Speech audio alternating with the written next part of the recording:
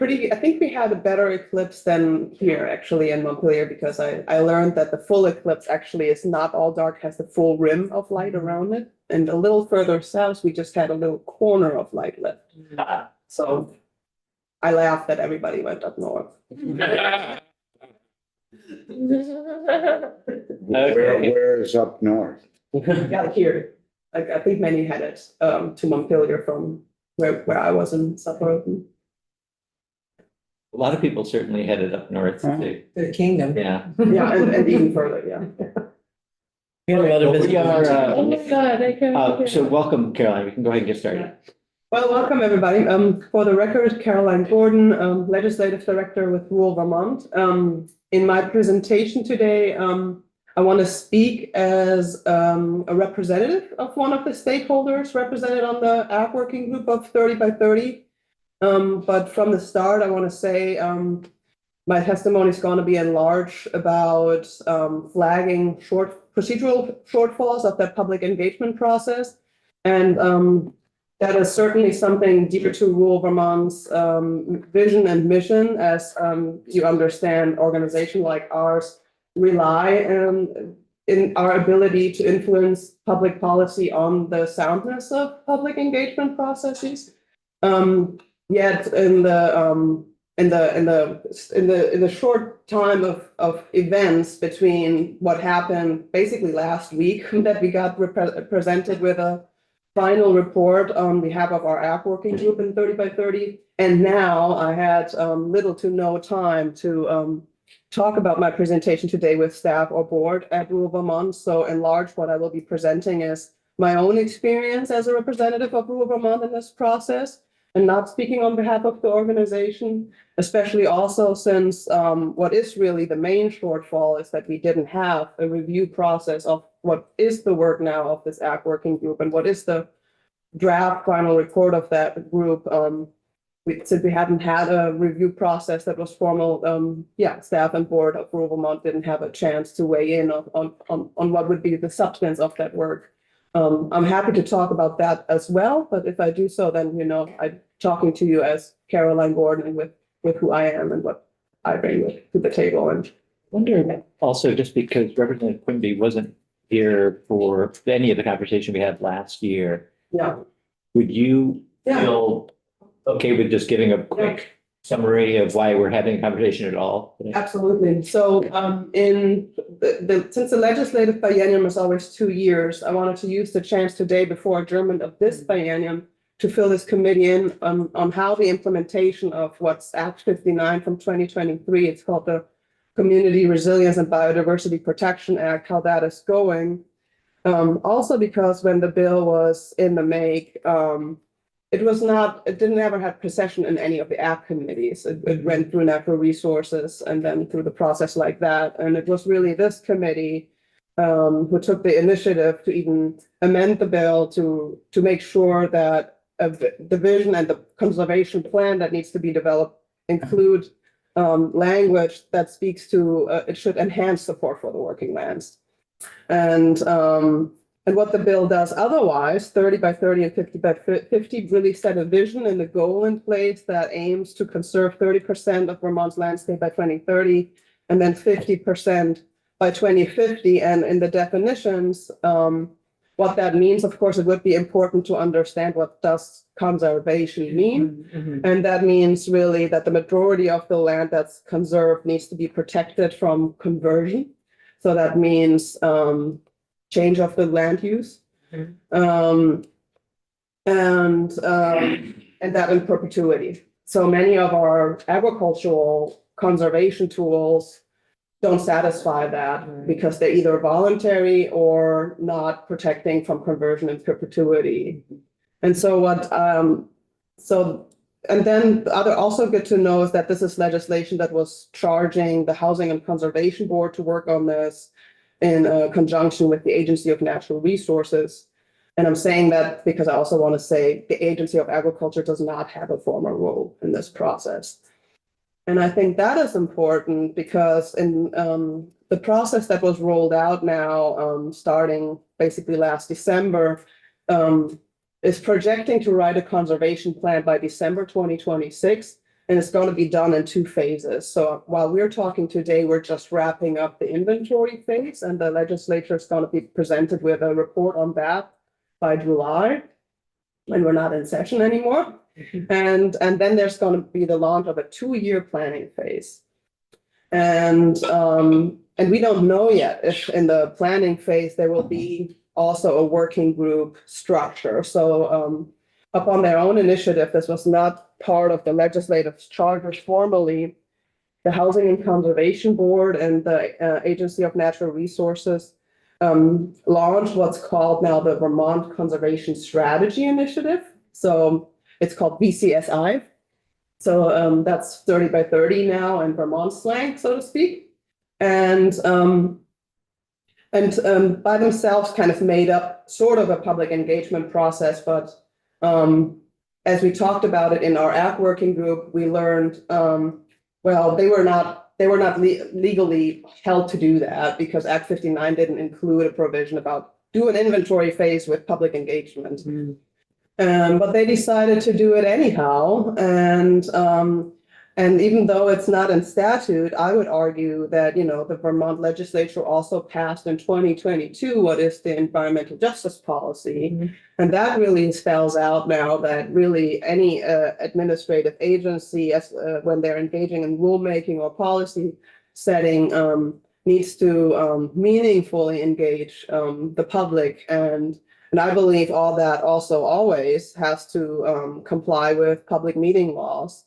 And so one of the first shortfalls of our working group process, as we were in the ACT working group, so Rural Vermont is an organization that worked for many years with our national partner organization, the National Family Farm Coalition, our international allies from the La Via Campesina and other organizations, Friend of the Earth, to oppose the development of carbon markets. So when 30 by 30 hit Vermont, we knew from how that has been the methodology used internationally on that has been a methodology where carbon conservation easements are starting to be financed through carbon markets, and that basically through the conservation easements, land managers get basically a regulatory-like contract about their management practice, or whether that's a forest or pastures or whatever the land masses they're managing, and that those management practice can be measured and then financed through carbon market schemes. And so since that's something we're opposed for decades, we were critically aware that that needs to be part of the education and discussion of 30 by 30, so that we can make sure maybe we find a Vermont way to finance our conservation efforts differently. And so we were interested in getting, of course, the information for what is being discussed in Vermont. And even that question to have insight and what is the discourse was really difficult, because this made up engagement process is highly fragmented. It's not just the ACT working group. There was a state lands group, a water group, a conservation categories group, a core group. And neither of their meeting materials were available online, neither of their notes, neither of their meeting recordings. And then we've been told, well, at the end of the inventory report, you'll get their report, and then you can see their meeting minutes. And we were like, well, that's going to be too late, because already while we are engaged, we want to know what is being discussed in the other room, literally. And whereas upon the advocacy of Rural Vermont, all the meetings of the ACT working group were made available online. So you can, on the VCSI website, find all the recordings of the group that I was engaged with. But it's still today, you will not find the recordings of the meetings of the other groups. And so while we've been told, don't be worried about carbon markets, you guys are the only ones talking about it. We also know that that's not quite true. We already had in the state a 3-year process called the Payment for Ecosystem Services and Soil Health Working Group process. And similarly there, it was a 3-year public engagement process in which never the term carbon markets was used. But the more you educate yourselves about what is PES, the more you understand it is exactly that, the whole idea of the concept is you would be able to measure agricultural practices and then reimburse farmers for the ecosystem services they provide. And that those payments are financed through offset emissions elsewhere. And so we already had that experience in our bones of 3 years, basically framing that avoids to shed a light on what might come from a PES towards Vermont. And so in our ag working group, we said, can we maybe at least have a statement of our group and say, let's not duplicate efforts that the state already invested 3 years of public funds into with this PES and soil health working group. Let's have a statement where we say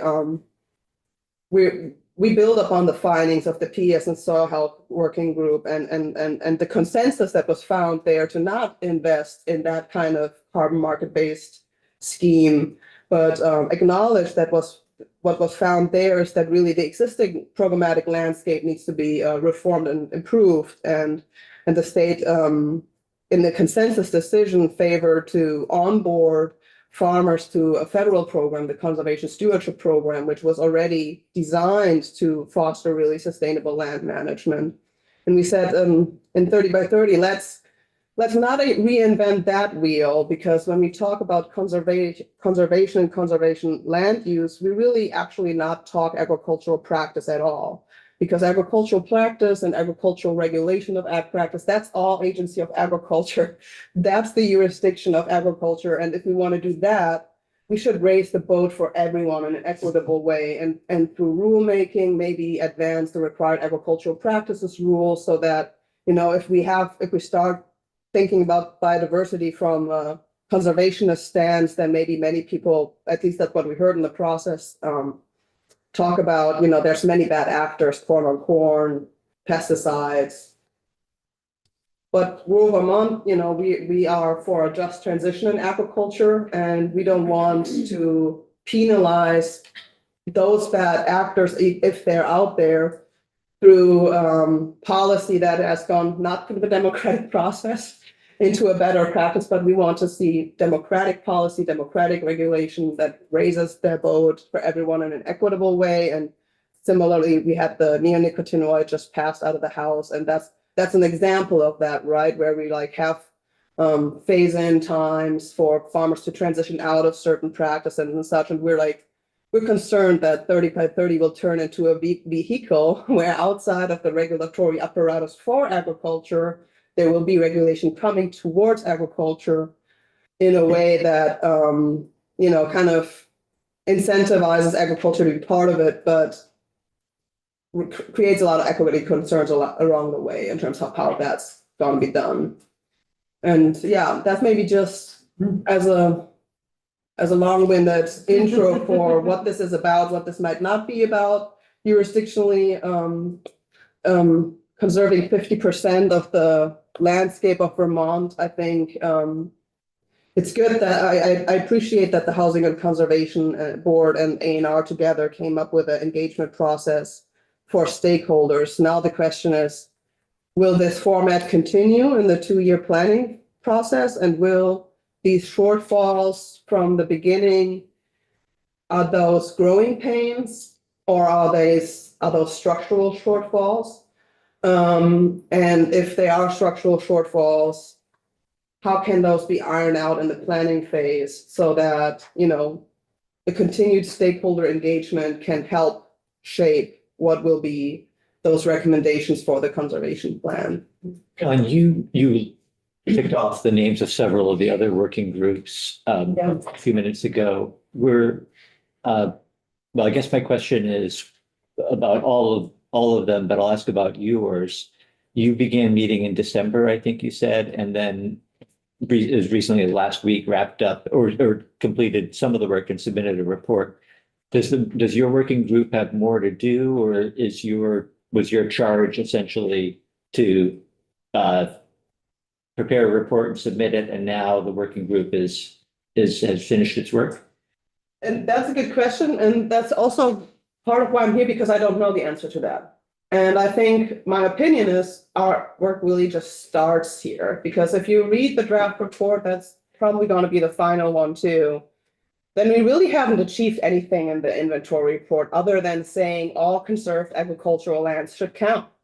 But what that means, it means nothing. It means nothing, because what all conserved agricultural lands will be the answer to that lies in the planning phase. Because in the planning phase, all the existing conservation tools, whether that's the current use program, good morning, John, conservation easements, local zoning, land management plans, conservation plans, all those should be looked at in the planning phase to determine how will agricultural lands will be conserved in the future. And that's really where the rubber hits the road, right? So in the last 4 months or 4 to 6 months, when we do the inventory phase, I thought it was quite, and I'm sure Scott and Jennifer can talk about that more. It was kind of mind-boggling how we circulated around this question: should we count the land of agriculture that's conserved or not? And I think I was, at least it was my perspective, that that's not even the question, because that's really written in the act that working lands is part of the picture. We want enhanced support for the working lands. So if they are conserved in a way that they meet the definitions, of course they count, what you would think. But that was really not an easy lift for us to come up with that recommendation, because we received such tremendous pushback from the facilitation team that, and word by mouth, because we were little engaging with the other groups as it was so fragmented, that the other groups didn't want agriculture to be part of the picture. We're hearing that through the grapevine. Through the facilitation of the Housing and Conservation Board. So every time our group came up with the recommendation, let's count all conserved ag land, we would hear, wait, maybe that's not possible because of the definitions in the act around sustainable land management. And It wasn't necessarily let's all or nothing yeah. in that case, but whether it should be all or some. Well, and that's a good point, because in the other groups, the conservation category group specifically wants to account only for those lands that meet specific management delineations. And here's where we're closing the loop again through the carbon markets topic, because every time someone speaks about measuring practice or management, that's an open door for a carbon market, because then you quantify an outcome that you can trade. And even though that language may not be used, since it's already private market and trade is legal in absence of regulation, or with regulation, maybe there will be specific requirements, but it's not a prohibited action.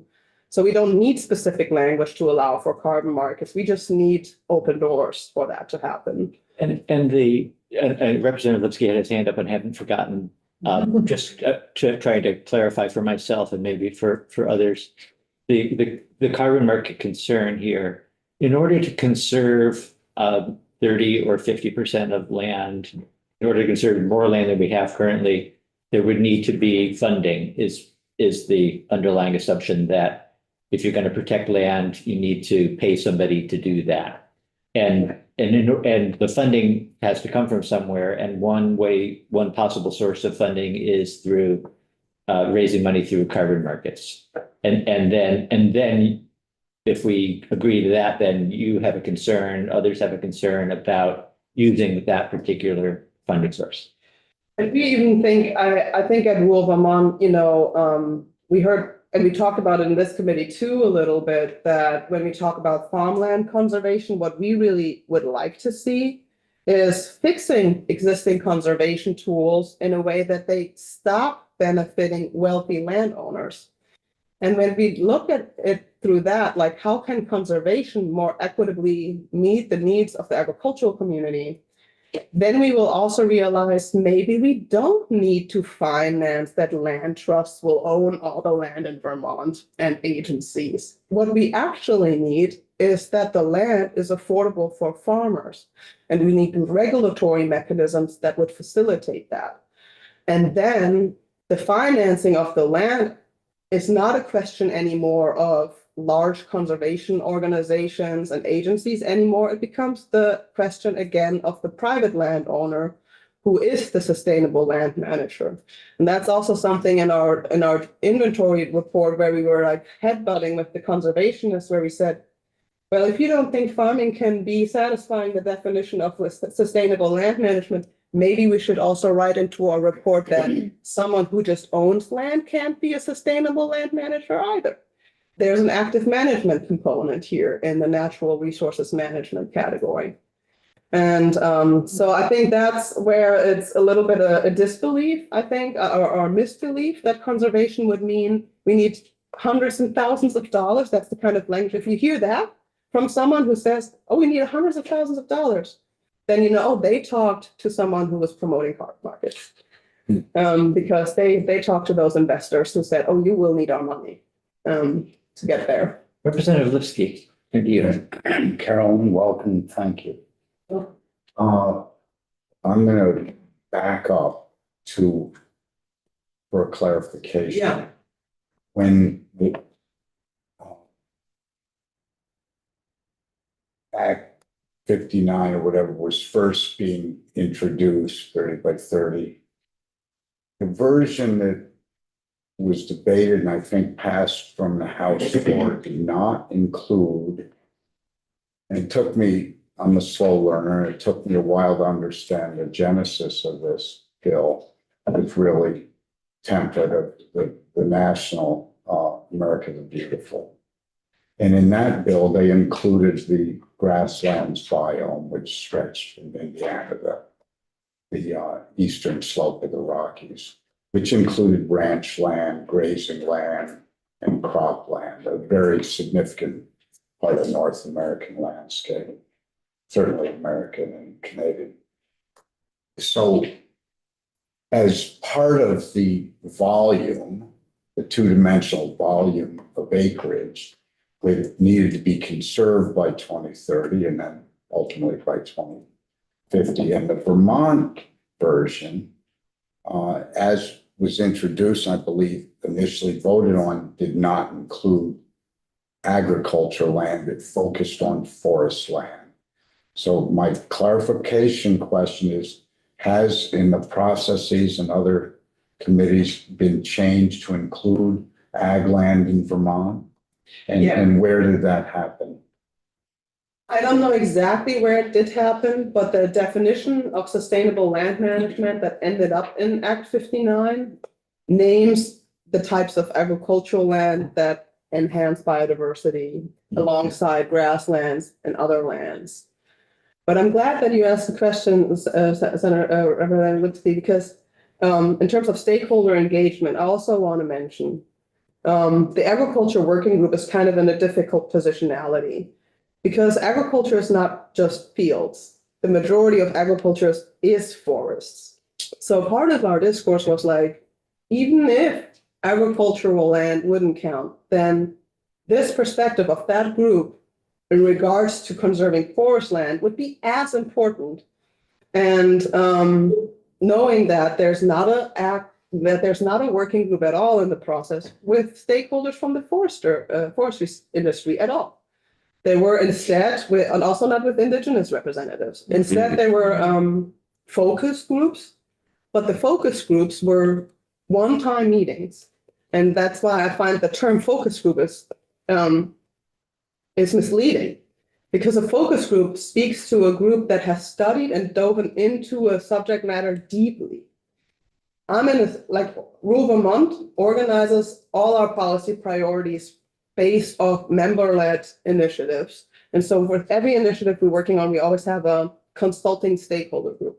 So also on this, our consulting stakeholder group is a group of diversified farmers that is working on the opposition of carbon markets, conservation, PES, since 2019. For 5 years, we're meeting bi-weekly. So if we do a focus group, that is a focus group.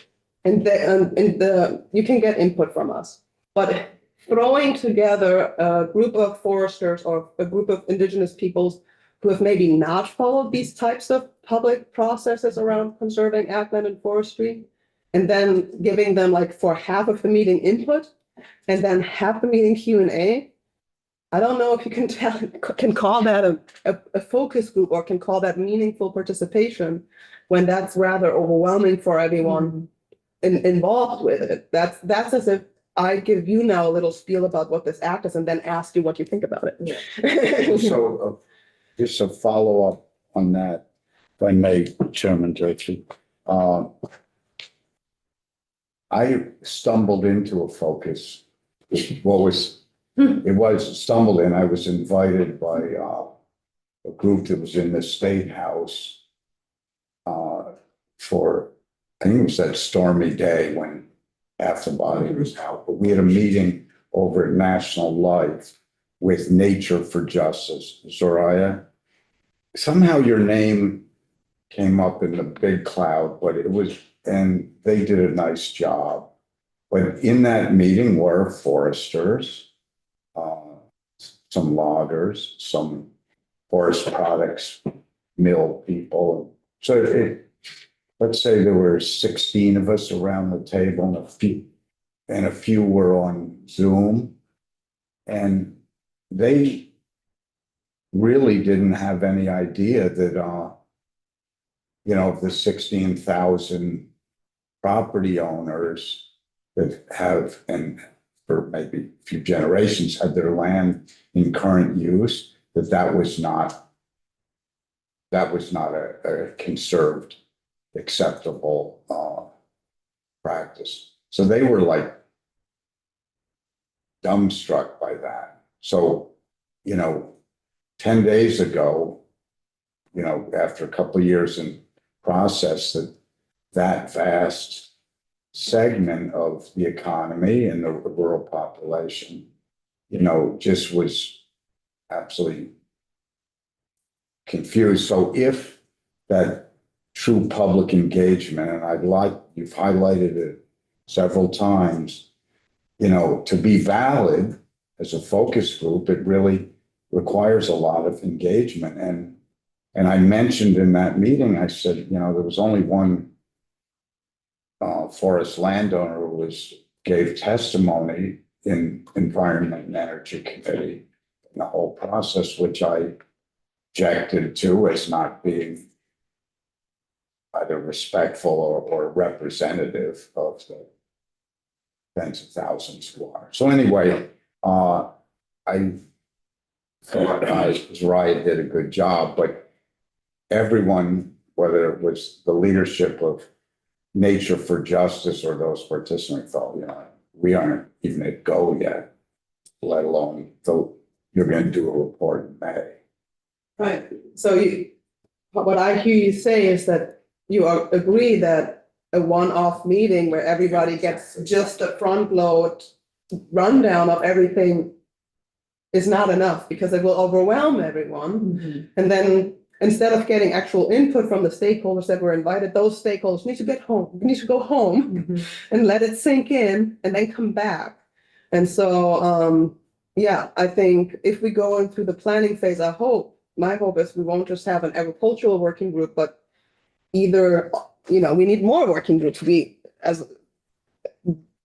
Especially from the forestry sector, those people, their livelihoods could be so impacted by half of the landscape being conserved, and they should have a say in how that is done, and not be put off with this one-off meeting. And so we don't know if our working group will continue in the planning phase. And I was just, as we edited what's version 4.3, I was just trying to make very clear in the edits, and luckily some of those edits got adopted, that we did not decide in our group that we want conservation easements to be the only tool to go implement 30 by 30, but that we want a thorough discussion of all the conservation tools, and we want to look at what they can do also for farmland access and agricultural development goals. The final comment, and then it'll be quick. The carbon purchasers of big tracts of land in not just the NEK, but even in Lamoille County and Caledonia County, which are multi-thousand acres have been sold. Who their contract with the carbon buyers, there can be no harvesting for at least 100 years. But some just none in perpetuity, no hunting without written permission and a certain type of bullet. So it's pretty devastating for some sectors of folks who are attempting to still make a living from the working force. And I would say it's not progressive policy in that regard. I mean, that's what I put in the written testimony is that carbon markets have been found by this certifier Vera over 90% to be actually not holding what they promise in terms of their enhancement for biodiversity, which has been a huge scandal when that came out through the Guardian study. And it's also not progressive in terms of, where we need conservation to go in the future. And when we talk about the forestry sector, I have a local friend who is a timber framer. And we met with someone from USDA Rural Economic Development to talk about how can we bring more of a human element into what we understand is conservation, because we're not even grading our forests so that we take out forestry products that would benefit sustainable housing building and stuff like the shingles that. As well as biodiversity. Yeah, as well as biodiversity. We don't really, there's so much systemically that we could do better. So to revitalize also the forestry industry in a sustainable way. That would benefit the forestry industry, but obviously the way we live as a whole with our building materials and stuff that we don't even get to market anymore, and then rely on far and wide imports that are subject to supply chain issues or other things. So I think that's another aspect to consider for the committee in terms of what does community resilience mean as part of this legislation and thinking that together with biodiversity enhancement. Let's go to Representative Temple, and then I want to have Jennifer follow you then. Two kind of tangential sort of questions. I'll start with the easy one. That report in July, how are we getting that? So I think that's part of the legislation that it will pop up on your report's website. Okay. I think that's where it will have to be, that is actually a report that has to be submitted formally to the legislature. And I'm really intrigued by your opposition to carbon markets across the board. I do understand that there's been a lot of abuse and it's very questionable, but it feels like these are early days, and that in the exception now, in that 10%, that isn't an abuse of the concept. Is there something that you see workable in the future, perhaps adopting a carbon market model that achieves what we're trying to achieve? Well, I don't know that. I think right now the problem we have is it's taking away so much air in the room that we have little capacity to think about what else we all need to do. So I think we would be stronger if we would abandon that ship and look locally and what do we actually need to do on both ends to reform agricultural programming so we set the incentives we need in agriculture, and to conserve land with conservation tools that are not unethical. Okay. So I'm right there with you, Yeah. but there's a dilemma we're facing in this room, and that is that as measured, agriculture in Vermont produces 18% of the greenhouse gas emission footprint. We're going to be held in a number of years to bring that down. So we have to measure, right? We have to better analyze what we're doing. And as you said, that opens us up to the potential of people seeing that now we have a metric, now we can put a dollar to it. Right. And that's just going to happen. Right. So how do we do that in a way that arrives at where we want it to arrive at? You know, I'm excited, and you will get that bill over, and that is the big big oil pay Mm. bill, Mm. because I think that's coming over from the Senate, and that's another mechanism where it's creating a liability to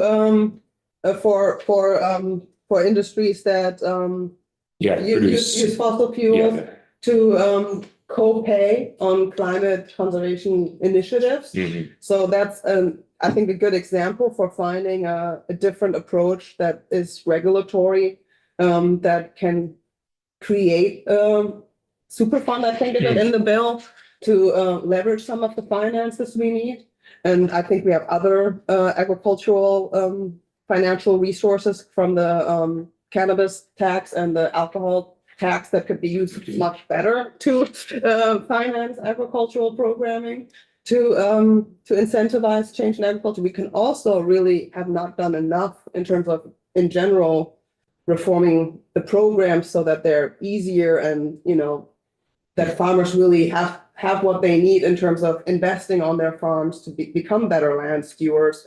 Most and all of the agricultural programs are tremendously underfunded and oversubscribed.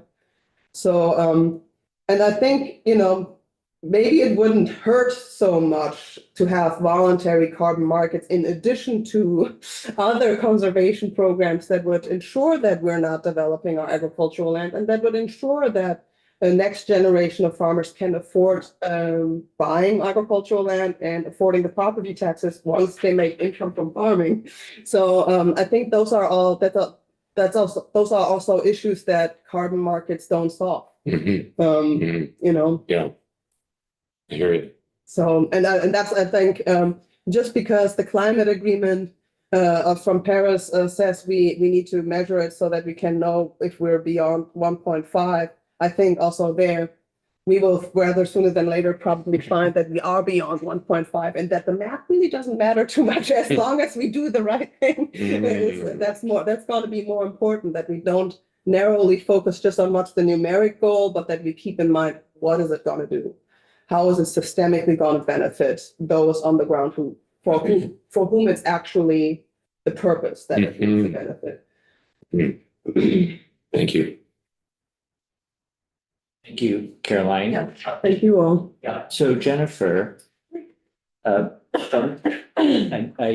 know you joined us a few minutes into Caroline's comments, but you've perhaps read the letter that she sent to our committee. Yep. Yes, And you've been also part of the agriculture working group. that's correct. Yes. Well, if you want to introduce yourself then, and Sure. go ahead. And if you don't mind, I'll read. I don't love reading at you all, but That's fine. I'm going to read on this. So hello, my name is Jennifer Byrne. I'm the manager of the White River Natural Resource Conservation District, which is a subdivision of state government. We cover watersheds in 4 counties in Vermont, not the whole counties, but pieces of counties. We were founded by the 1939 Soil Conservation Act as the centralized infrastructure for locally led decision-making relating to soil, water, air, plants, animals, humans, and energy. At our district, our staff includes certified conservation planners, grazing specialists, community engagement specialists, farm team facilitators, agroforestry specialists, a risk management advisor, a certified forester, and an agronomist. Conservation districts chair their local working group, an ongoing community engagement mechanism that exists in federal law, regulation, and guidance to convene farmers and land stewards, conduct conservation needs assessments, and develop local conservation action plans. And I'm here today to voice significant concerns about the process and implications of the current 30 by 30, 50 by 50 conservation strategy initiative established by Act 59. I really do appreciate the opportunity to present my perspective, and I'm hoping it will shed light on some key oversights and potential misdirection within this initiative. Over the past few months, I've participated in the meetings led by VHCB on what's being referred to as the Agriculture Working Group. Since January, we've met every other week for 2 hours. Unlike other working groups in this process, all the Agriculture Working Group meetings were recorded and posted online. And you can witness for yourself the confusion and circular conversation that we spent most of our initial meetings on. We understand that agriculture was not originally intended to be included in this act, and that the agricultural committees rightfully wanted to recognize farms for the positive biodiversity benefits they can provide to their community. But unfortunately, there's a swath of the conservation-minded community that seem to be in the driver's seat of 30 by 30 that do not share that belief. And so really first and foremost, I want to be clear that the concepts of 30 by 30 and 50 by 50 are derived from a global initiative with a terrible track record of green colonialism, violence, and forced eviction of indigenous peoples from their land in the name of conservation. There's an underlying force for commodifying nature baked into the very core of the global 30 by 30 initiatives. And to quote Fiore Longo, the head of Survival's Decolonized Conservation Campaign, the idea, quote, the idea that 30 by 30 is an effective means of protecting biodiversity has no basis in science. The only reason it is still being discussed in negotiations is because it's being pushed hard by the conservation industry, which sees an opportunity to double the amount of land under its control. Should it go ahead, it will constitute the biggest land grab in history and rob millions of people of their livelihoods. If governments are really meaningful about protecting biodiversity, the answer is simple: recognize the land rights of Indigenous peoples. Indigenous people of Vermont have been notably absent from this conversation, save for one very recent focus group. The overemphasis on the term permanent protection in this act, I believe, is hubris at its peak, and makes it nearly impossible to fit most forms of conservation agriculture within the definitions of the act. What or who are we protecting land for or from? By excluding humans and food production from 50% of the landscape, our children will face a future of famine and scarcity. These permanent protections will inevitably fail as the climate changes and our societal boundaries shift. And the ones hit hardest will be the unwealthy, non-landholding people. This process is not planning for the future. Yes, I believe it's preserving a relic of the past, and that we must move beyond the concept that carbon markets, conservation easements, and public parks will save our planet or provide for future famine protection.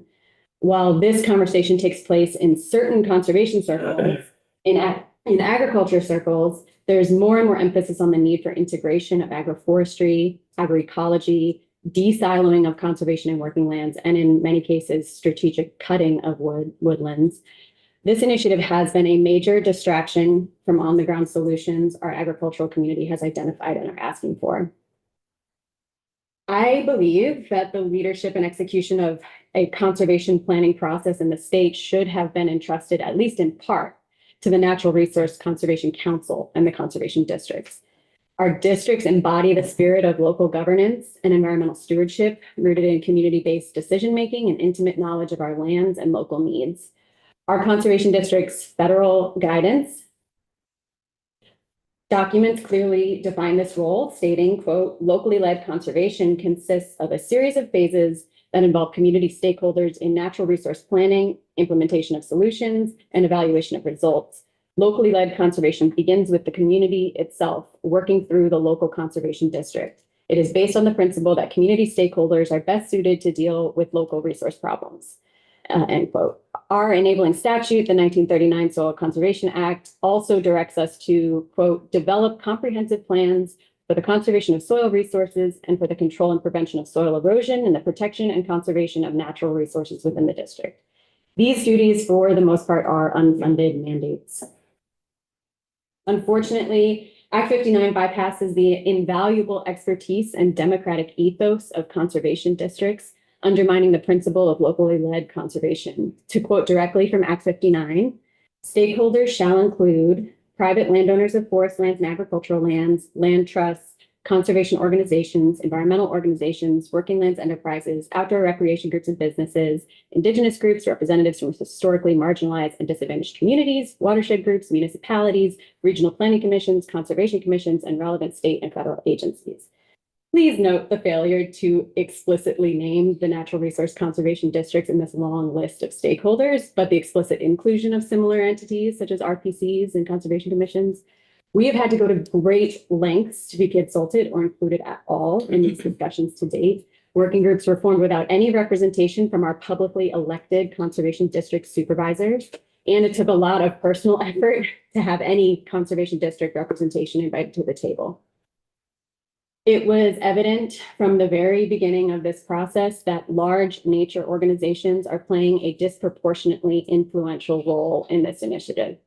The Nature Conservancy and Vermont Land Trust are disturbingly facilitating the transfer of Vermont's precious lands into the hands of hedge funds and other financial interests. This trend is not only alarming, but runs counter to the ethos of conservation and public trust. Furthermore, the contractor hired to facilitate the overall public engagement process, though staffed with good-hearted people, are an organization that specializes in facilitating access to carbon markets globally. We must scrutinize these relationships and ensure that our natural world is preserved for the public good and not commodified for private profit or sold off to third-party companies. The procedural integrity of the 30 by 30 initiative is also a matter of grave concern. We on the Agriculture Working Group were reminded repeatedly that this was never meant to be a public process, does not have to abide by open meeting laws, and that VHCB has final say of what is recommended to ANR. I'll point out here that if the process instead sat with NRCC, the district's council, and it would have inherently been a public process. The initiative's implementations has seemed hurried, with deadlines prioritized over meaningful dialogue and consensus building. Such an approach not only undermines the democratic fabric of our environmental policymaking, but also jeopardizes the initiative's legitimacy and efficacy. Due to the hurried conclusion of the Agriculture Working Group, most of the participating organizations did not formally approve of the report due to the fact that they were not given more than 24 hours for final approval. Throughout the Agriculture Working Group's process, when we would question this urgency or even the need for this initiative, we were simply told that it is the law and we have deadlines to meet in the act, giving them the perception that for some reason this law was more important than any other priorities or policies identified by our communities, and far more important than building trust or taking time to do due diligence to understand the similarities and overlap in the work of the recently concluded Soil Health and Payment for Ecosystem Services Working Group, which met over 3 years discussing similar topics. Our request to begin our conversation where the PES Working Group left off, and to resolutely put to rest the idea that carbon markets and nature-based solutions are a viable path forward in the conservation plan for Vermont, were ignored or shelved for the next phase of the process. Here's a quote directly from the final report from the PES Working Group. Quote, over the course of its meetings, the working group has become aware that the language and concepts of payment for ecosystem services and natural capital are tied to the much larger developments related to the financialization of nature and the privatization of the commons. During the period in which the working group has operated, natural asset companies have emerged as a new class of publicly traded assets on global financial markets. This new asset class is designed to create a new market whose assets generate trillions of dollars in ecosystem services annually. This development represents an alignment of banking and corporate interests around the potential to profit from putting a price on ecosystem functions, end quote. Since the conclusion of the PES Working Group, the world's largest carbon market verifiers, including the very companies promoted and used by TNC here in Vermont, have been exposed as frauds in the pages of Time, The Guardian, Bloomberg, and many other reputable publications.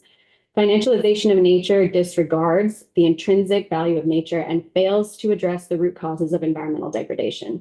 What is being created is a financial bubble the size of which we have never seen before.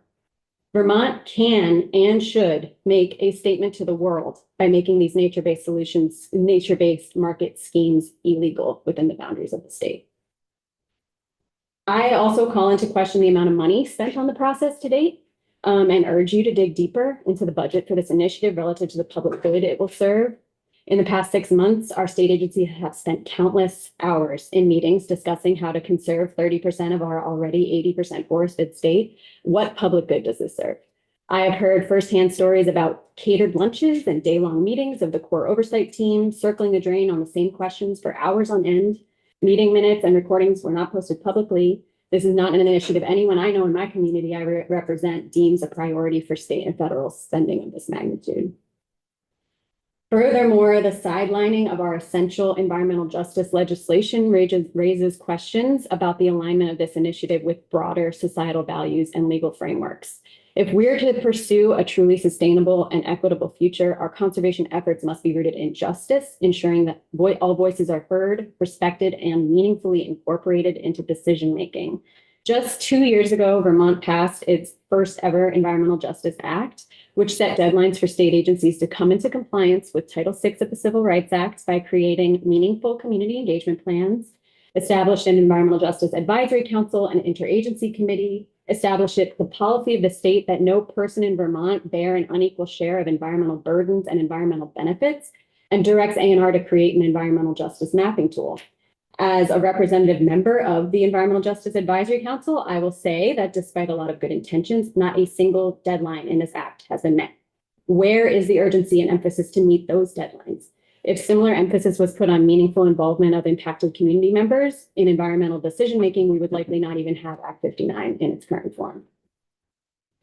The community engagement that's been conducted during this process has undermined our existing community engagement mechanisms within the agricultural community. VAAFM and the conservation districts have been hosting listening sessions and local working groups around the state throughout the winter months on barely any budget. And then around the same timeframe, VHCB tapped similar constituents on an even tighter timeline to ask confusing and unresearched questions like what land will count and what conservation practices help with biodiversity. However, they have a budget to provide stipends for each participant. If this emphasis and funding was instead put toward the Conservation District's local working group process as defined in Section 500 and 501 of the USDA Programs Manual that was provided with this testimony, we could leverage the community's data to directly inform state and federal conservation policies more broadly and leverage many millions of dollars in federal funds into local funding pools for direct payments to farmers and land stewards in fiscal year 25.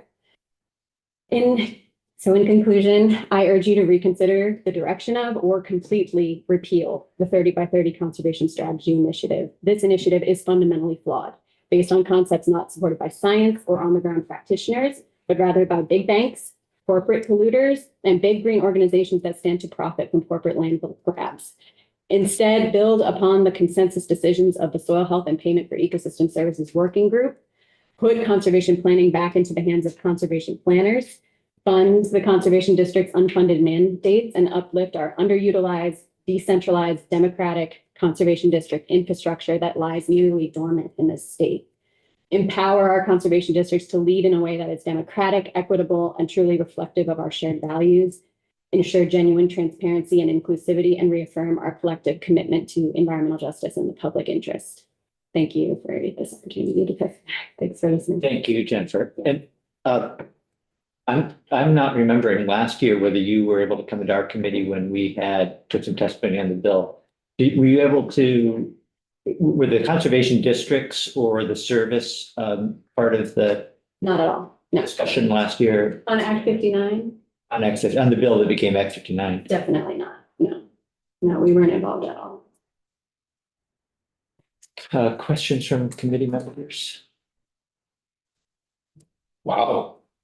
One thing, just for the record, we had the bill in a tap the brakes 15-minute exposure in our committee. Called it drive. Representative Cole. So that being the case, of course, environment and energy, as you already know, had, 99% of the jurisdiction as it was determined for this. And so, but just to be very clear, so there was no opportunity for you to provide this testimony to them? None. No districts were involved. I believe that there was one conversation when the bill was first starting to be talked about with Jill Arachi, who's the head of our nonprofit association. When it truly at the very, very beginning of the bill. And they just, I think it kind of, there's this strange double speak in terms of this word conservation. And Yeah. so because they're only thinking of it in terms of conservation easements, it seems, they sort of said, oh, well, you don't do that, which isn't true. We hold conservation easements, but they just sort of wrote the districts off that we only deal with non-permanent conservation. So the whole thing is about permanent protection. And if it's not permanent, it doesn't count. Okay, Scott, go ahead, Representative O'Brien. Jennifer, I just wanted to get some clarification on in your testimony when you're saying the Nature Conservancy and Vermont Land Trust are distributing facilitating the transfer of Vermont's precious lands into the hands of hedge funds and other financial interests. So in a conservation easement world that they live in, how is that working? So at the risk of going up against the biggest conservation organization in the world, I don't want to go too far into it, and I really encourage you to ask them. But the fact of the matter is TNC and VLT co-own a third company that they sell land to. And then VLT puts a conservation easement on it. So the money for that easement goes to that third party company. And then TNC puts a carbon market contract on it. They do the management plan for it and they enroll it into a carbon market. So the money for that goes into that company. So, and the company itself is a hedge fund.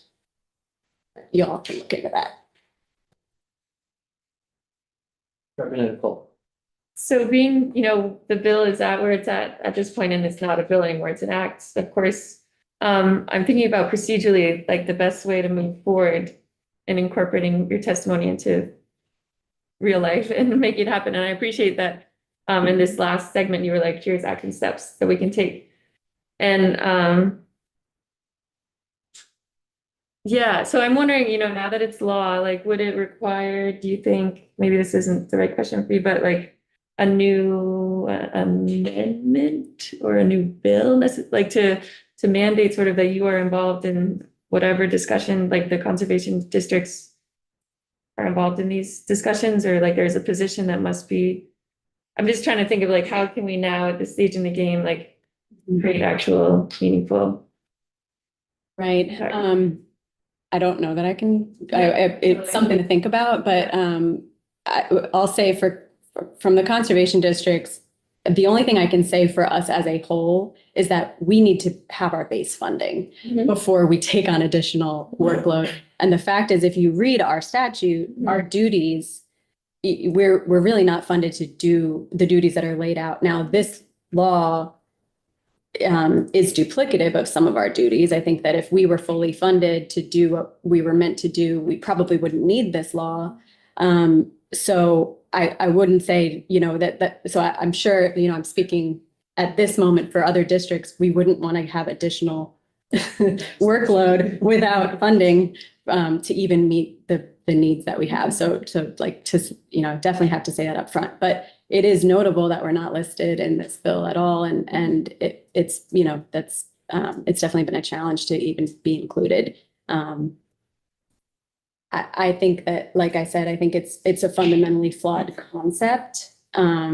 So personally, I don't have a lot of hope for, I think that we do need potentially God bless you,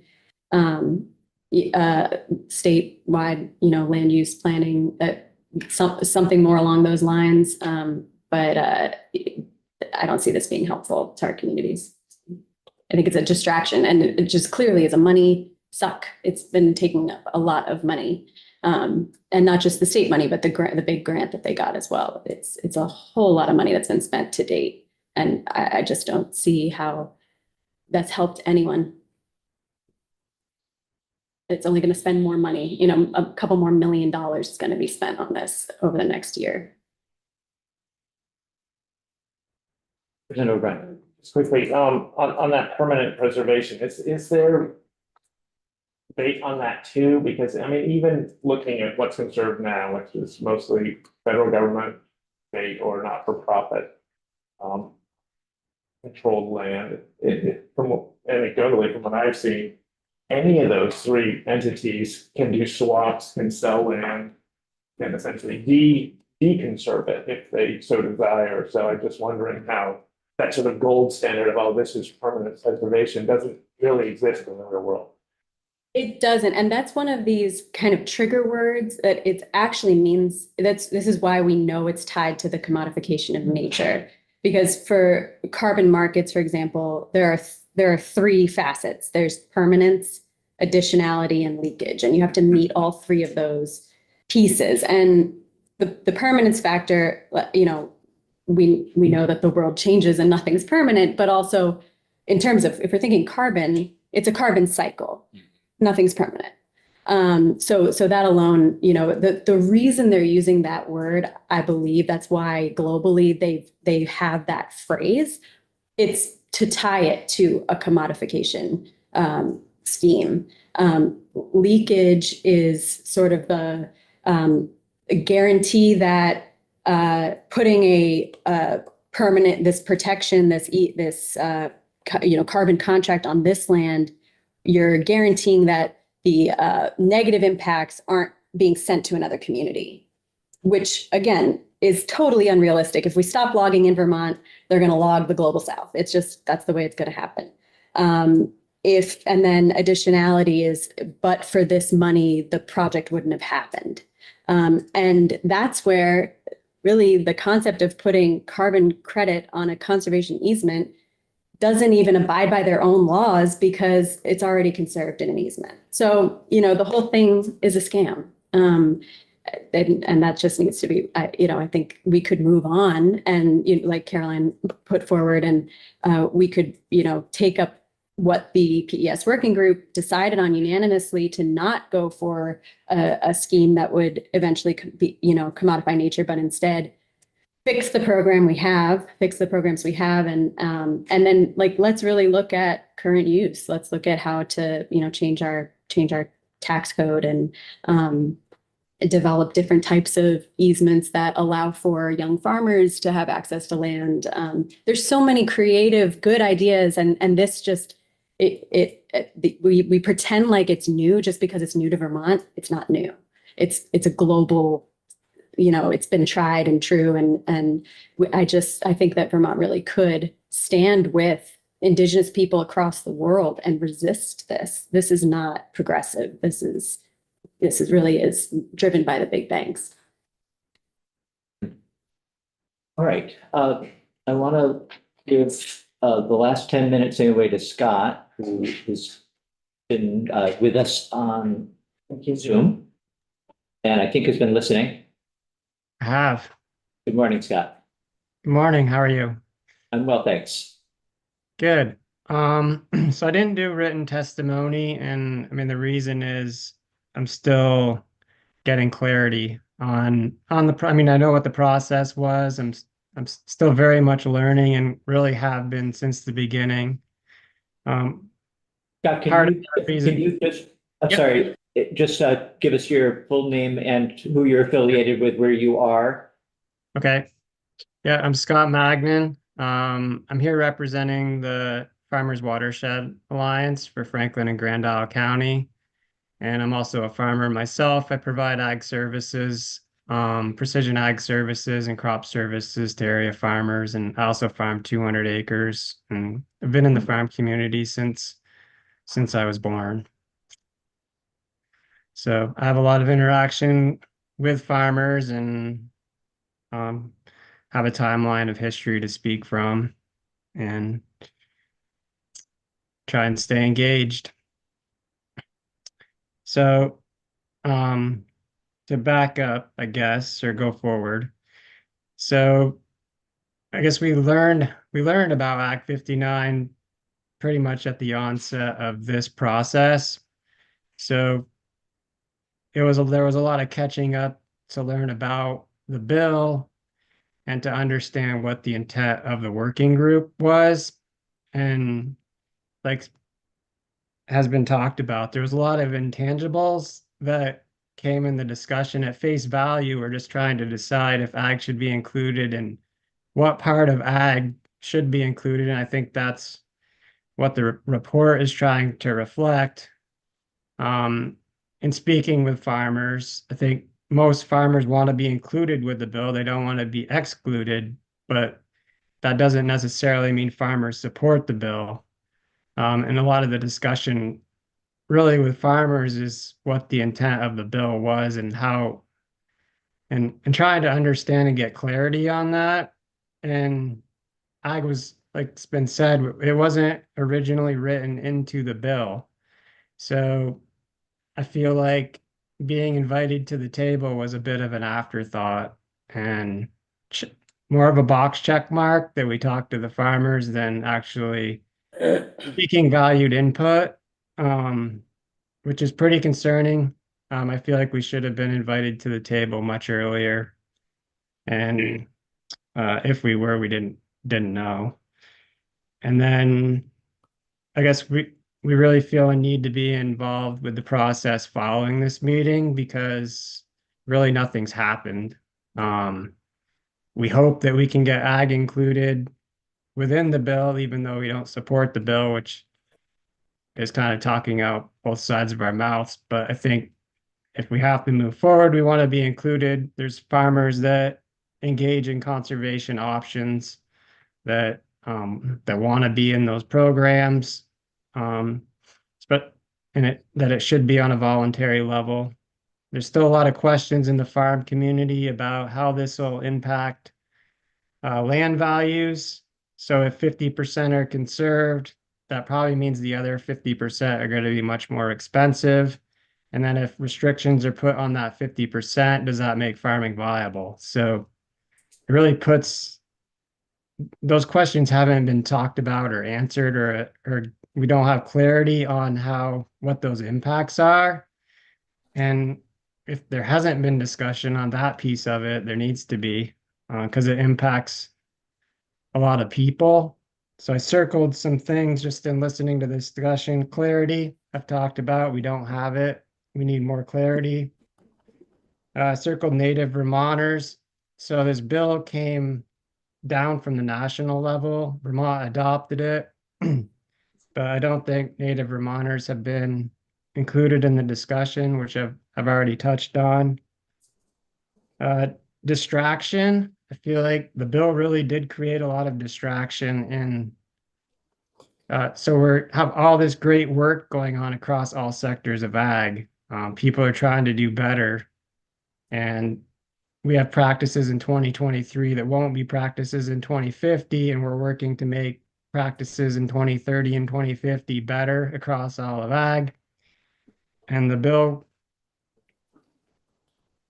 maybe complements that or was never intended to be part of that. I don't know. That's part of clarity. I don't understand why you would distract from those efforts, and or were you trying, was somebody trying to? I don't know.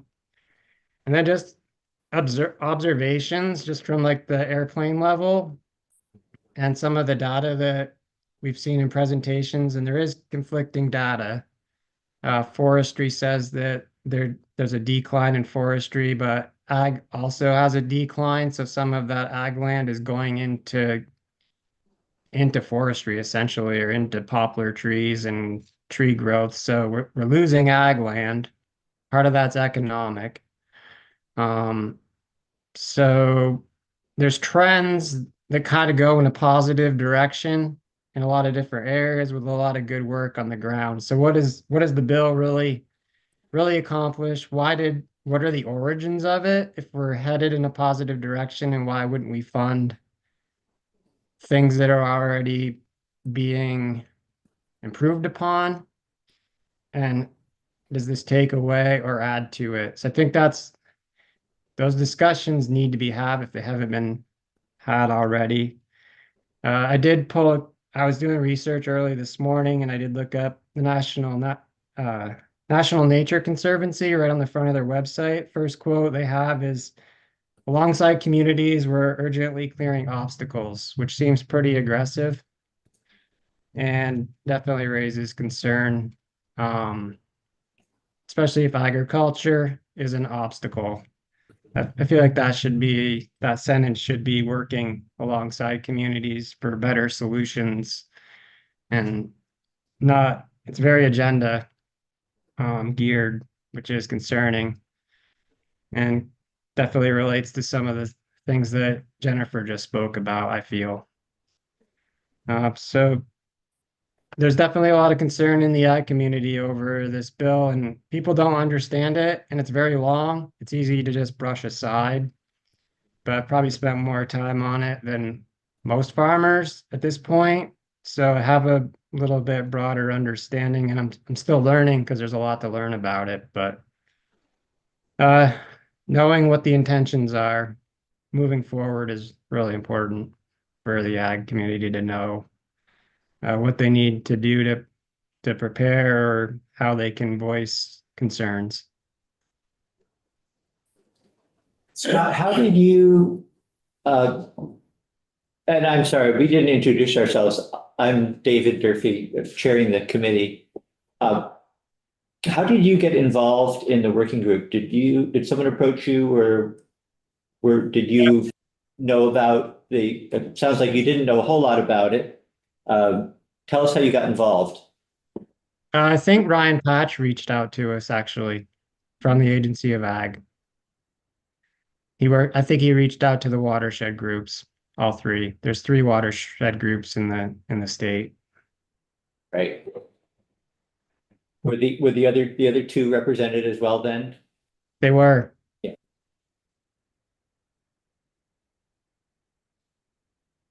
Did you have anything else to add, Scott? If not, I'll see if there's questions from others on the committee.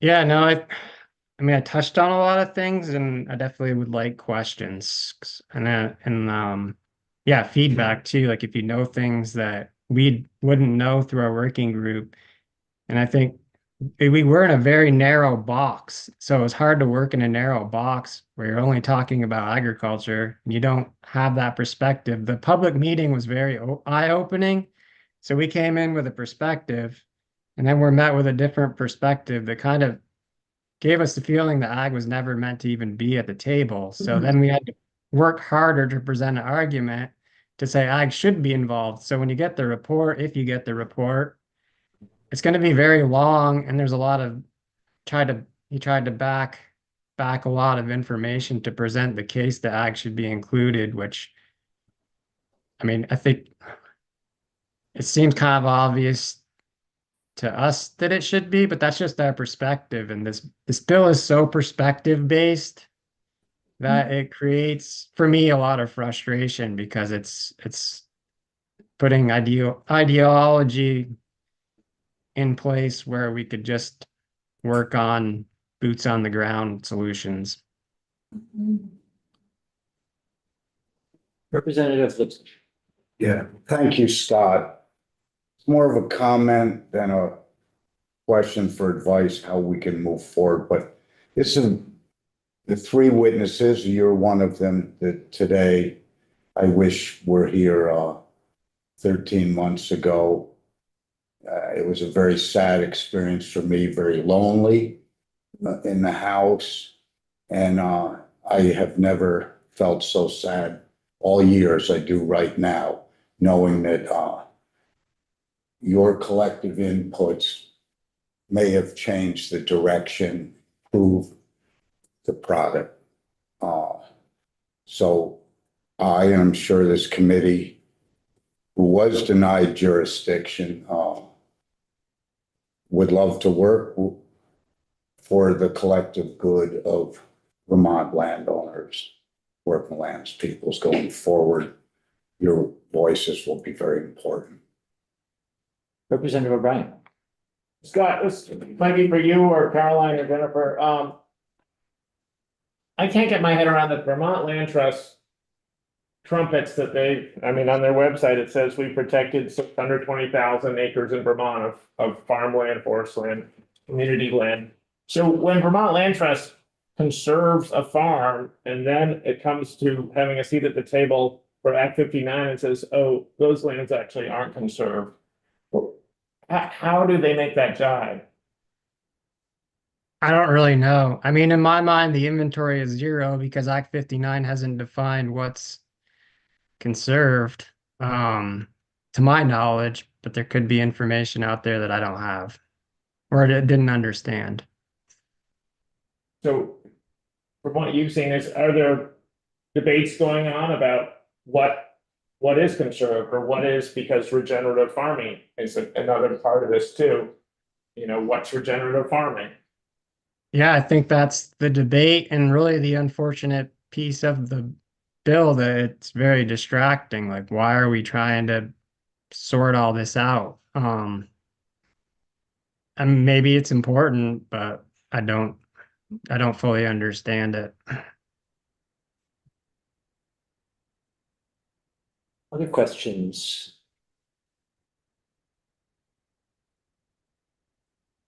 All right, well, I think we'll pause there then. Scott, thank you for joining us today, and Jennifer and Caroline, thank you as well for coming in. Thank you. We're gonna break until 11. So let's be back at 11.